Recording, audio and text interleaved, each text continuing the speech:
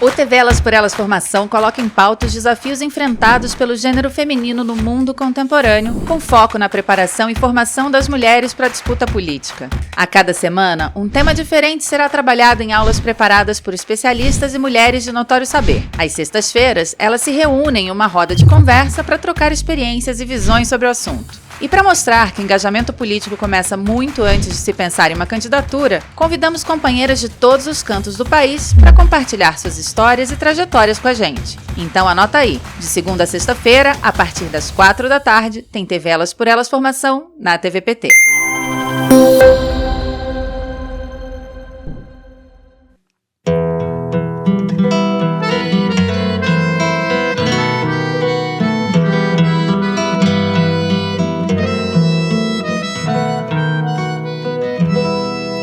O lugar que é bom pra mim é onde eu quiser estar. A estrela ainda brilha, ela é quem vai me guiar. Ser guerreira é minha sina, batalhando pra vencer. Tenho voz pra ser ouvida, tenho sonhos pra viver. Não vão mais conseguir me anular, me calar. Ninguém vai me impedir de cantar e lutar. Seja em casa, no campo, na rua ou na praça. Chega de mordaça, agora eu vou falar. Porque eu sou mulher pra fazer acontecer. Eu sou uma delas, são elas por elas, ocupando os espaços de poder. Na aula de hoje, a professora e vereadora Macaé Evaristo aprofunda um pouco mais o tema da educação, raça e gênero. Olá, pessoal. Eu sou Macaé Evaristo, sou professora, sou vereadora pelo Partido dos Trabalhadores e das Trabalhadoras em Belo Horizonte e há muito tempo trabalho, milito em defesa da escola pública, em defesa da promoção da igualdade racial e vamos aqui fazer a segunda aula, né, desse tema, raça, gênero e educação. Na aula anterior, nós conversamos muito sobre os riscos de uma história única, sobre como o racismo ele é estrutural e estruturante, mas é muito importante, né? E quando a gente vai refletir sobre relações raciais e a gente vê as questões da desigualdade, que a gente amplie o nosso olhar para perceber que alguns corpos, né, eles são atravessados por diferentes formas, né, de opressão. E é por isso que é muito difícil a gente discutir relações raciais, discutir racismo no Brasil, sem tratar também das questões de gênero, né? Porque quando a gente pensa numa mulher negra, uma mulher negra da classe trabalhadora, nós sabemos que essa mulher, né, ela expressa no seu corpo, na sua trajetória, marcas que vêm dessa interseção, né, da opressão de raça, da opressão de gênero e da opressão da classe social onde ela está. Mas o que é gênero? E por que é importante discutir gênero nas escolas, né? Para a sociologia, o gênero é um conjunto dos aspectos sociais da sexualidade, né? Hoje, nós sabemos que tem diversas identidades de gênero, incluindo masculino, feminino, transgênero, gênero neutro, não binário, pangênero, agênero, terceiro gênero, todos, nenhum, ou uma combinação destes. É importante a gente compreender que o que se naturalizou como masculino e feminino foram um conjunto de comportamentos e de valores construídos socialmente com o objetivo de produzir hierarquizações. Recentemente, uma ministra desse governo, que aí está, né, disse que meninas vestem rosa, homens vestem azul. Mas se a gente for olhar, né, na história da humanidade, durante muito tempo, né, em determinados momentos históricos, era natural os homens usarem rosa, né? Era comum os homens usarem peruca, era comum os homens usarem meia fina, né? Basta a gente ver os contextos históricos, as sociedades, onde esses comportamentos foram produzidos. Então, é preciso a gente entender esse processo, né? É preciso a gente entender que educação ela é um direito e, portanto, a escola ela deve acolher a todos, né? E se a gente pensar situações cotidianas que vemos na sociedade brasileira, nós podemos observar desigualdade, por exemplo, presente no trabalho doméstico.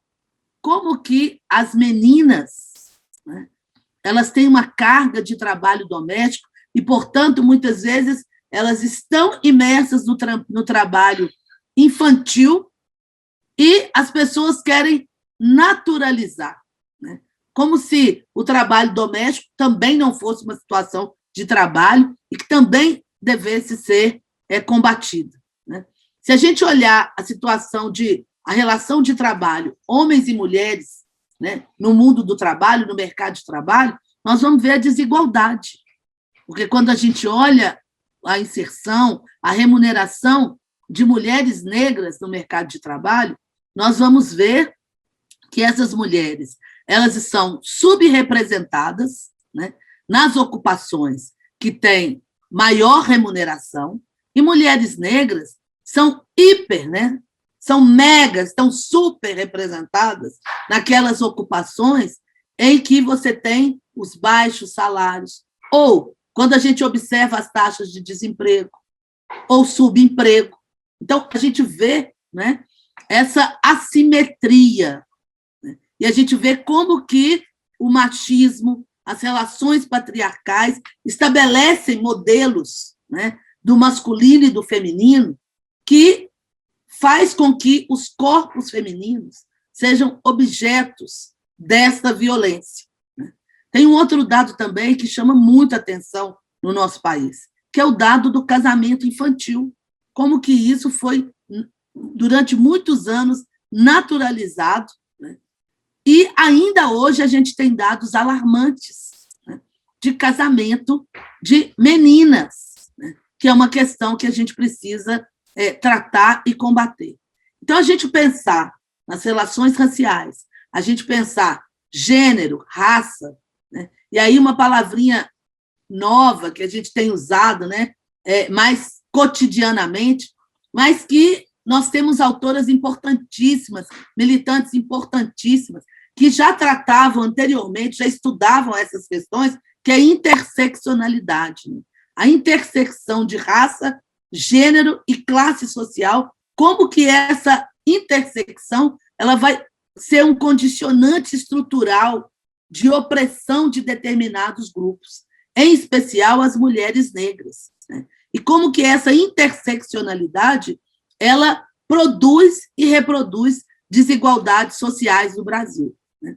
E essa segregação, essa desigualdade, ela vai se revelar de diferentes formas nas relações sociais, nas relações culturais e nas relações políticas, né? Eu dizia lá atrás que o racismo informa quem pode, né, e quem deve ser amado.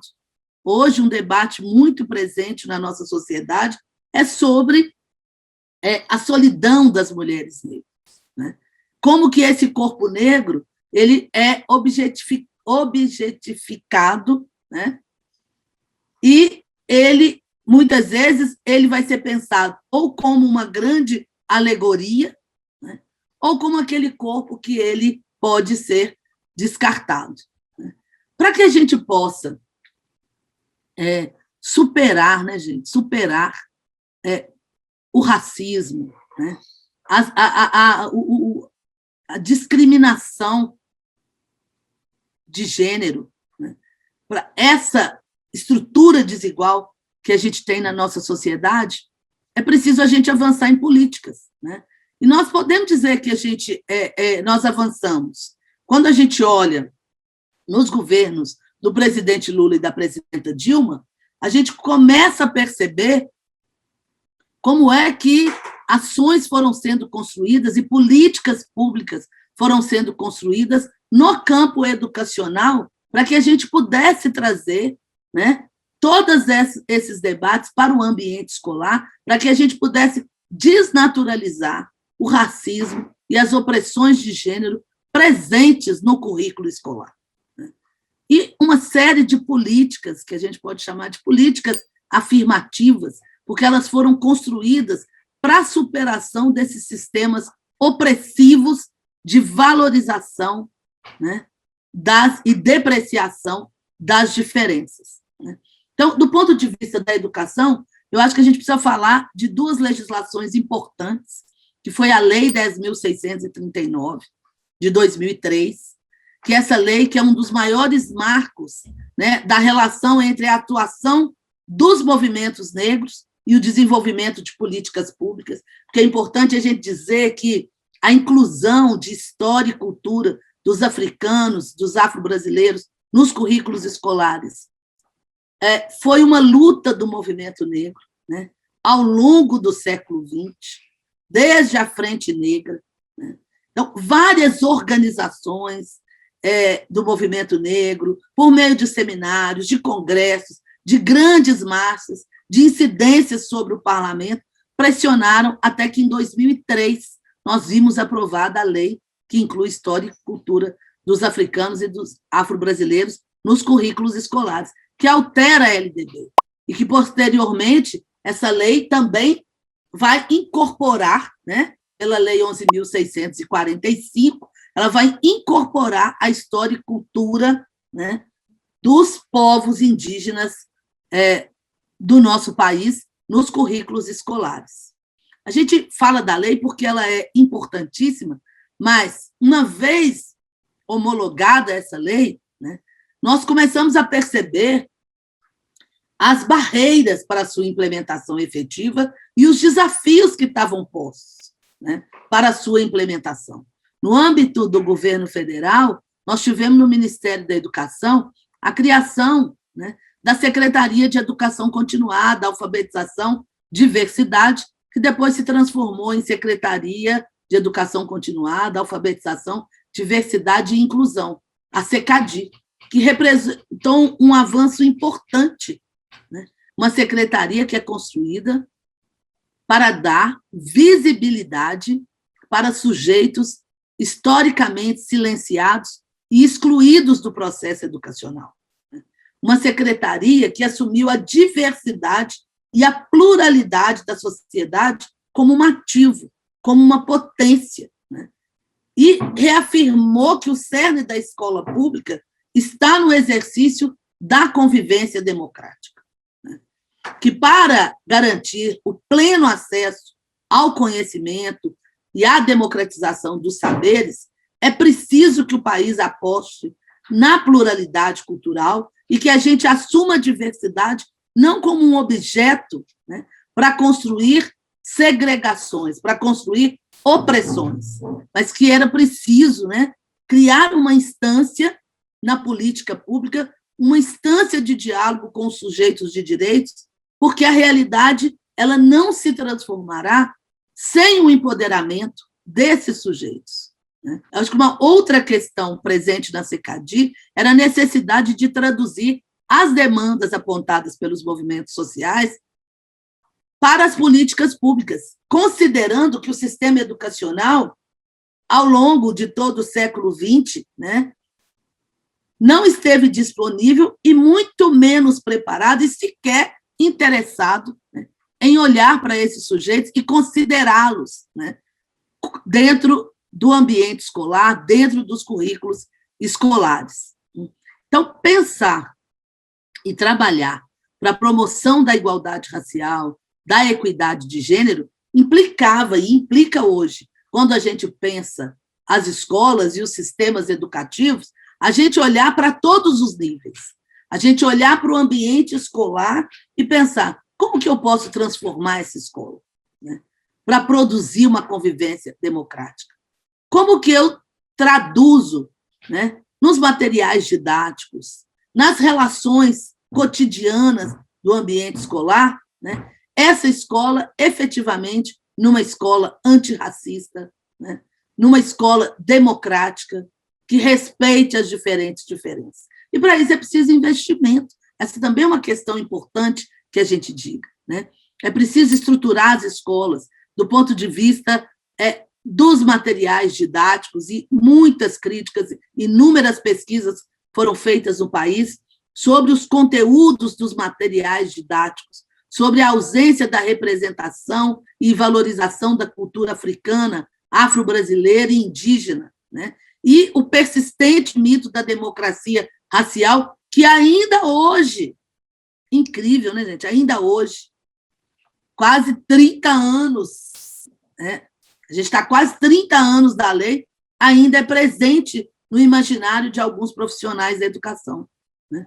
É preciso investir na formação de professores, ter professores devidamente qualificados. E por isso que esse debate, né, ele começa nos movimentos sociais, se incorpora às escolas, chega no Ministério da Educação para que ele se traduza em políticas públicas. Porque é preciso pensar, é preciso incidir sobre a formação de professores, né? E aí é preciso a gente chamar a atenção, né, de algumas iniciativas na gestão do ministro Fernando Haddad, depois na gestão do ministro Mercadante. A gente precisa falar da coleção História Geral da África. Pela primeira vez, o Brasil ele financiou a tradução para o português da coleção História Geral da África, um material importantíssimo para acesso dos profissionais, dos trabalhadores da educação brasileira, também para os grupos de pesquisa no país. Também se investiu muito na constituição dos núcleos de estudos afro-brasileiros nas universidades do nosso país. Vejam bem, quando se aprovou a lei, o Brasil contava com 5 centros de estudos africanos.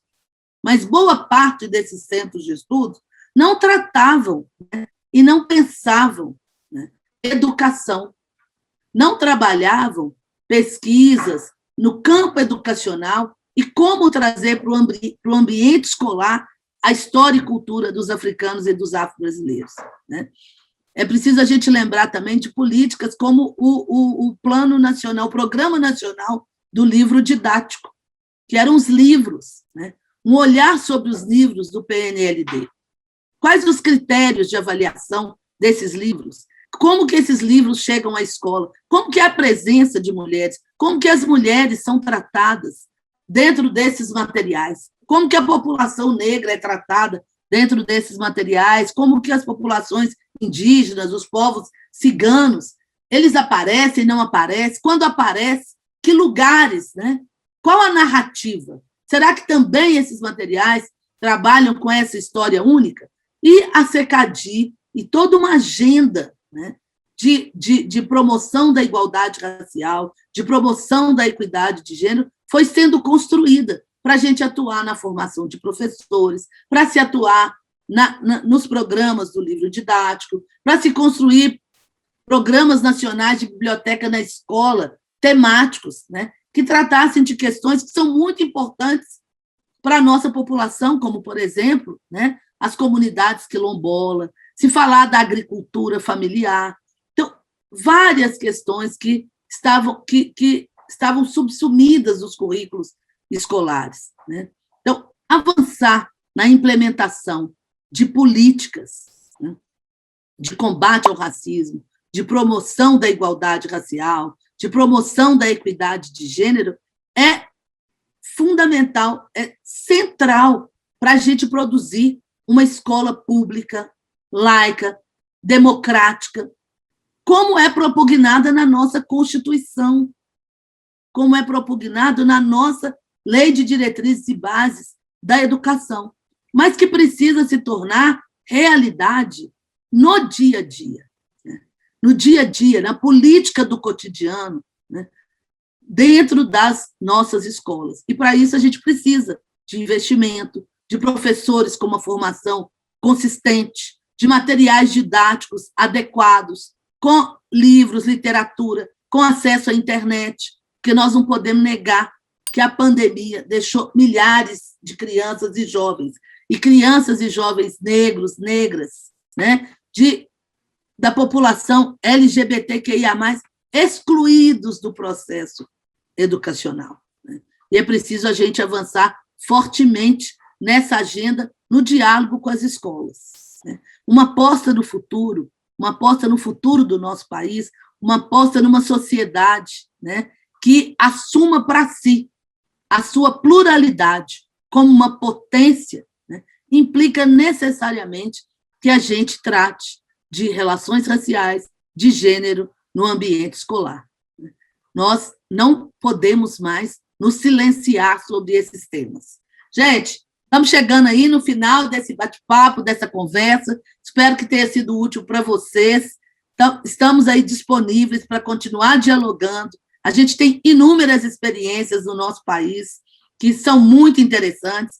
Eu convido a vocês a dar uma espiadinha, né, no prêmio que foi produzido pelo CERT, que trata das práticas de implementação da Lei 10.639, e a gente vai perceber inúmeras escolas que têm feito projetos muito interessantes e pode contribuir com vocês. Eu acho que vale muito a pena também revisitar as políticas construídas pela Secretaria, na verdade, pelo Ministério das Mulheres, pelo Ministério de Igualdade Racial, de Juventude, do governo Lula, do governo da presidenta Dilma, experiências que articulam educação com assistência social, com políticas afirmativas para as mulheres, né?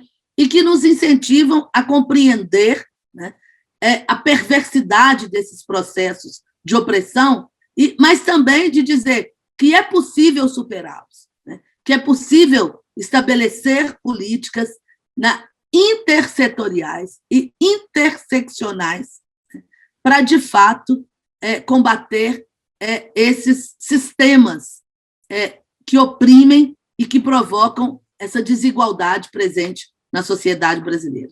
Um abraço para vocês e até a próxima.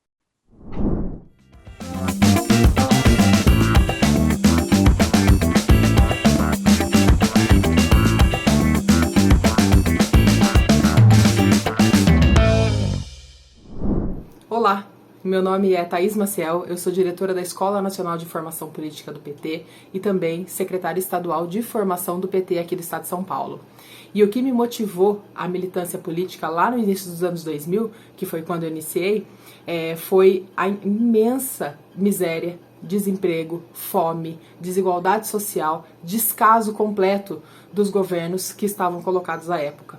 E encontrei no Partido dos Trabalhadores a alternativa real para essa mudança social que o Brasil tão precisava.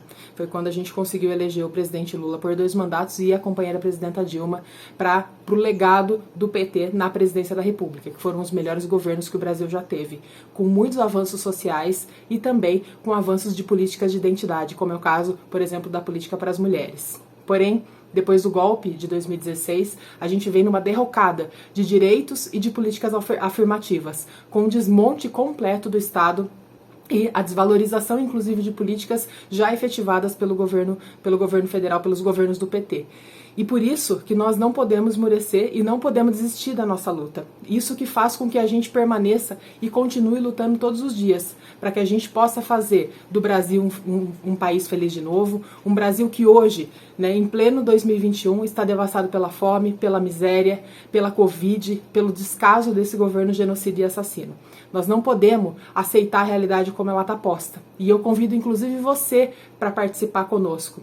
As mulheres, a gente sabe que as mulheres, em momentos de crise, são as que mais sofrem. A gente tem maior número de desempregos, nossos salários que sofrem maior queda, a gente não tem a geladeira cheia para deixar no final do dia, a gente não tem comida no prato para colocar para a família. Então, as mulheres são as mais afetadas e nós precisamos de você para ajudar a gente nessa luta. Vem com a gente, participe conosco da nossa militância para a gente ter um Brasil feliz de novo. As aulas dessa semana sobre os desafios da educação terminaram. Amanhã, Macaé Evaristo e Tereza Leitão se reúnem com Maia Aguilera para aprofundar ainda mais esse tema. Reveja todas as aulas na playlist TV Elas por Elas Formação no canal da TV PT no YouTube e em formato de podcast no Spotify.